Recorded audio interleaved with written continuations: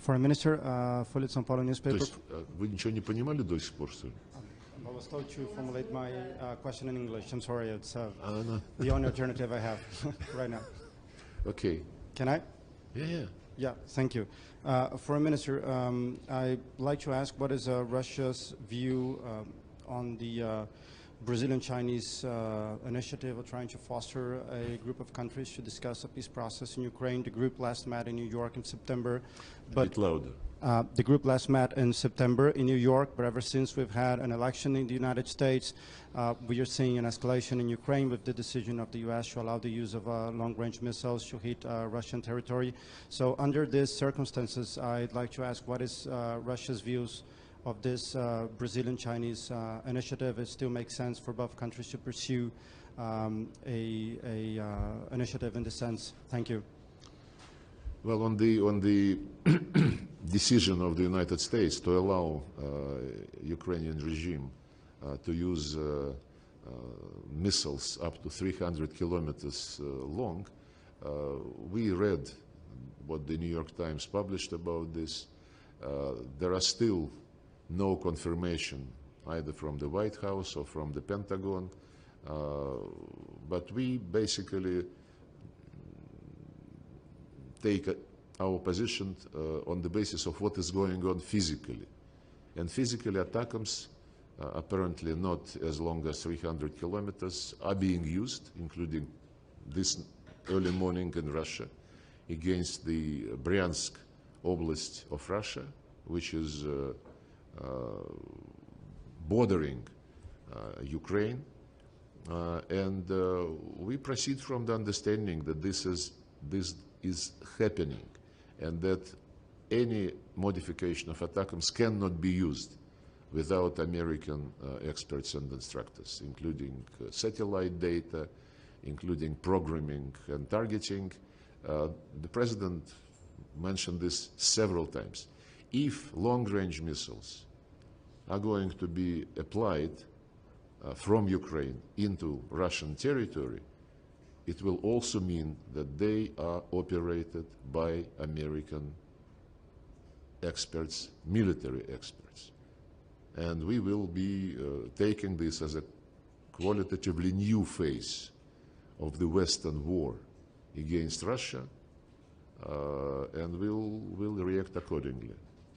As regards Trump's position on Ukraine, I cannot guess. He said that he is a president of peace, not the president of war. Politicians in particular, who declare that they prefer peace to war, deserve support, I think, in general. It's like Brazil and China, they want peace. And this intention we can only welcome. As regards the practical activities of this group of friends, it met only once in September, and the meeting was about announcing about the creation of this group. Now they are planning to convene the first meeting in November in New York. I talked to the Chinese minister yesterday.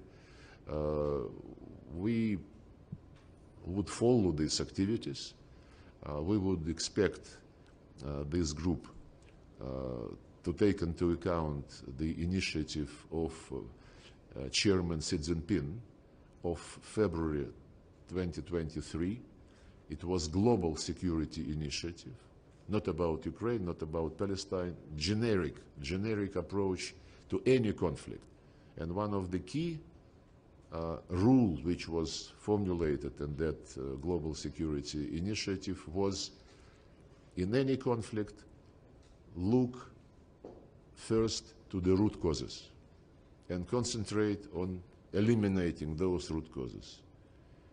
So I assume that since China is co-sponsor with Brazil of this group of friends, and since Chinese leader initiated this global security document, which insists on the need to remove the root causes of any conflict, that this would be applied to the Ukrainian initiative by China and Brazil. And the root causes, of course, the attempts to undermine security interests of Russia by pulling Ukraine into NATO and building NATO infrastructure just on our borders. And the second root cause, after the coup d'etat in 2014 in February, next morning after a deal was signed by the president, the then president and the opposition, they staged the coup, and Germany, France and Poland, who guaranteed the deal, when we told them you must stop this, gentlemen, they said, well, sometimes democracy takes unexpected twist. So they did support the coup. And since then, the regime which came to power in this illegitimate way passed series of laws starting from 2017, long before the special mentioned too often today. She said that we must support Zelensky because he defends European values. If European values is racism, which is what is going on regarding the Russian culture and Russian people, then I'm not very optimistic about the future of such a Europe. So we hope that the Chinese-Brazilian initiative would be taken into account, because it mentions the need to implement the Charter and to be guided by the UN Charter. I discussed it with our friends, and I hope that when they are going to develop some roadmap, if they are planning this, that they will take into account the principles of the UN Charter in their entirety and interrelation, because otherwise it will be the Western position. The West takes from the Charter, when we discuss Ukraine, only one principle: territorial integrity. They forget about right of people for self-determination, and it is exactly this principle, respect for right for self-determination, which was the legal basis for decolonization. In fact, colonial rulers did not represent the people they ruled. They exploited them and exploited the natural resources of the lands on which these people live. And the people decided that you're not my boss. We want to be independent, and we want to have rulers who would be acceptable to us. Something like this is happening in Ukraine, because the regime cannot represent the people whose language, cultural, access to information, religious rights, they exterminated by law. And the same attitude we see. I think there is some similarity between decolonization and what the people of East and West, East and South of Ukraine, Donbass and Novorossiya, what they feel about Kiev regime. They do not accept legality of this regime, and the regime is anti-Russian. Russian meaning also citizens of Ukraine. When Zelensky, before the special operation in 2021, when the Minsk agreements were still alive, but Ukraine was fighting against the line of contact, and when he was asked in an interview by some Western correspondent what he thought about the people of Donbass on the other side of the line of contact, Zelensky said, you call them people. There are people and there are species. That's what he said. The previous, the gentleman who was once prime minister of this putschist government after the coup, he was calling the people who rejected the coup subhumans, and so on and so forth. And they publicly were bragging that they will eliminate Russians legally and physically. This is the quotation from representative of the office of Zelensky. So like in colonial rule, the Kiev regime does not represent huge portion of the people which it used to consider as citizens of Ukraine and who decided at a referenda to come back to the Russian Federation. Yes, and speaking of Chinese-Brazilian initiative, we were slightly surprised when we learned that France and Switzerland were invited to be present as observers. France, as we just discovered, is not discovered, reiterated once again, is in the lead of the war through Ukraine against the Russian Federation. And Switzerland is not neutral for a long time. It is not very, I think, logical and promising that, yes, we were told by our Chinese and Brazilian friends that they would be just observing without the right to speak. But they would be part of the process in any way. So we raise these concerns, and we don't think it is necessary for the purpose of uniting global South to promote the peace in Ukraine. It's 11 a.m. and the press conference lasts for an hour due to schedule, so probably we have time only for translation. Please, President Global. Good morning, Mr. Minister Lavrov here from. It's okay?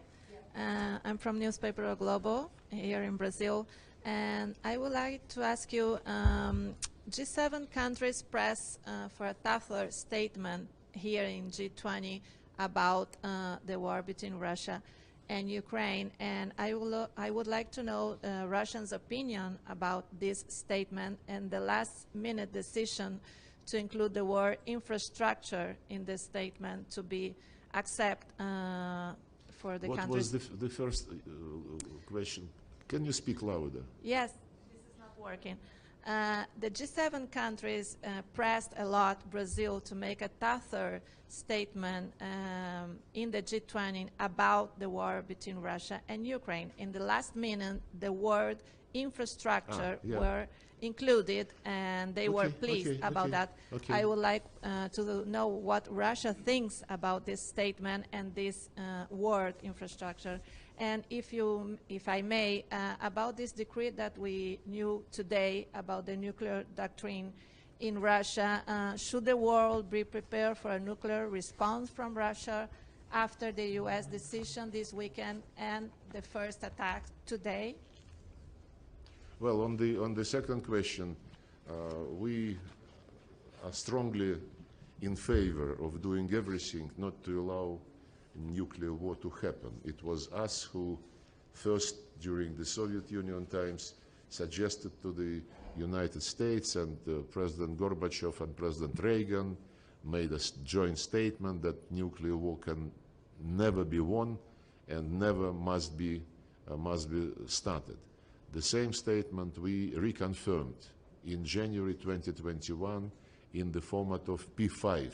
All P5 confirmed this. When the Ukrainian war against Russia by the West started, quite a number of politicians in the West were assuming that there might be a nuclear element in this war.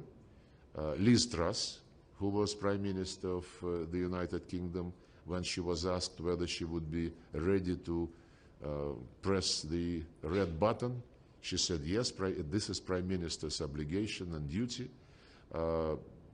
People in Germany, the Chief of Staff of the German Army, was quoted as saying that Russia must understand that NATO is a nuclear alliance. In France, Macron and his officials repeatedly were mentioning this. And of course, many other European politicians. We never started this conversation.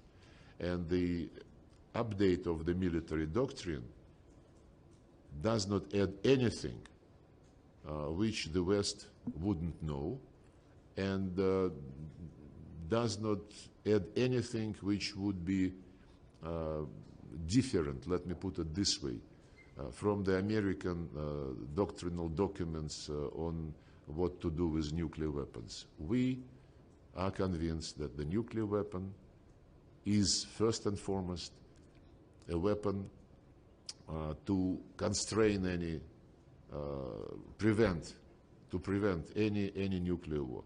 This is how we handle this situation, and the West is a bit less honest, I would say, and it's really shocking to see that every now and then Japan introduces a resolution to the General Assembly which says that we have to commemorate the victims of Hiroshima and Nagasaki.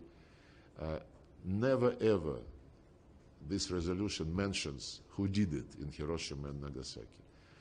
Japanese textbooks at schools and universities, the chapter about summer of 1945 starts with the phrase nuclear bombing of Hiroshima and Nagasaki, full stop, period. The Soviet Union enters into the war. The Americans never apologized. This is also sending a very wrong message to the current debates about nuclear weapons. We are in the front line, in the General Assembly, in the Security Council, and in the International Atomic Energy Agency, defending the world which would not be threatened by nuclear weapons. And the declaration which we adopted at G20 summit clearly says that we want to move towards the world free of nuclear weapons. This is our position. As regards the word infrastructure added to the generic paragraph which calls to be in line with international law, international humanitarian law, human rights law during any conflict. And it specially mentions that it is unacceptable to hurt civilians or civilian infrastructure. This was added. And then the text of this section of the declaration speaks about Palestine, and after that a small paragraph on Ukraine, which welcomes any peaceful initiatives. Infrastructure in this context means that we condemn elimination of social infrastructure, including schools, hospitals, what have you. Practically entire social infrastructure in Gaza is non-existent. And of course, apart from social infrastructure, there are other forms of civilian infrastructure, including energy infrastructure. And we will insist, using this declaration in particular, that the terrorist attack against Nord Stream gas pipelines coming from Russia to Germany, which were blown up in September 2 years ago, that this declaration is one of the arguments which we will use to ensure that the investigation is transparent. So far, the Germans and other Western countries who started investigation, they don't share any results. And many American representatives and the Foreign Minister of Poland were publicly saying that this is something which the West should applaud because the United States did this to undermine Russia's influence. So this infrastructure is also important.